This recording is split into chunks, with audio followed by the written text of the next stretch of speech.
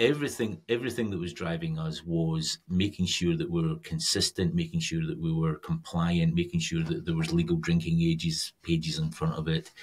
And because at one point they thought about going to an IPO, they wanted to have the consistency required for an exit, essentially an IPO exit, so that if an investment banker recommending buying Bacardi as part of an IPO, keep in mind this is like 15, 20 years ago, Sure. They would fly from Hong Kong, they would go to Berlin, they'd go to London, they'd go to New York, they'd go to Los Angeles and wherever else, and Bacardi would be consistent. Mm-hmm. And back in the day, the brand was consistent, the logo was consistent, but how local markets activated that brand was very different. Yeah. And we needed that consistency so that actually what you got was when you viewed Bacardi, it didn't matter where you were in the world, you knew what Bacardi was, you could see the logo, it was consistent, you just knew what you were getting. It was a premium product, It was exactly what you wanted. And that's very much what drove it. My challenge at the time was they had made a decision that some of the local markets were doing silly advertising that we didn't want to do for the consistency reason. So we took the TV advertising budget off of most of the local markets. But all that meant was they all jumped into digital.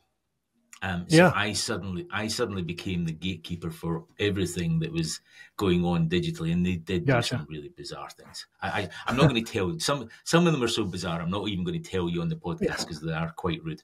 But that consistency was a huge part of what I had to bring to it. So it was allowing the brand directors, the marketers to be innovative, to be driving the boundaries of what you could do within spirit advertising. And the laws are very different. Yeah. And driving all that through the digital channels while making sure it was consistent and it was all kind of pulled together. So it was a fantastic role. Genuinely, a fantastic role. The people that were there were just second to none. They're some of the best marketers I've ever worked with in my life. We worked with some of the best agencies in the world. We had a really smart, I think anyway, a really smart strategy. And it wasn't mine. I inherited it from the previous team that was based at Washington, D.C., which was rather than going to some of the big companies, have 8 or 10 smaller companies, because you get a better service, the innovation was better, the creativity was better. And as long as you had a big enough roster, then you were fine. What I did find there was, which was a challenge for us, was, and I got worried about this, I put in place steps to rectify this. We found that we kept going back to some of the same agencies. So suddenly we were 50% of an agency's revenue. So if we pulled their work, that agency was just knackered. They were just, the revenue would plummet. Yeah. So we purposely restricted how much work we could put into any one agency. And if they wanted more work from us, that's cool. Go away and get 2 other clients and we'll give you more work as well.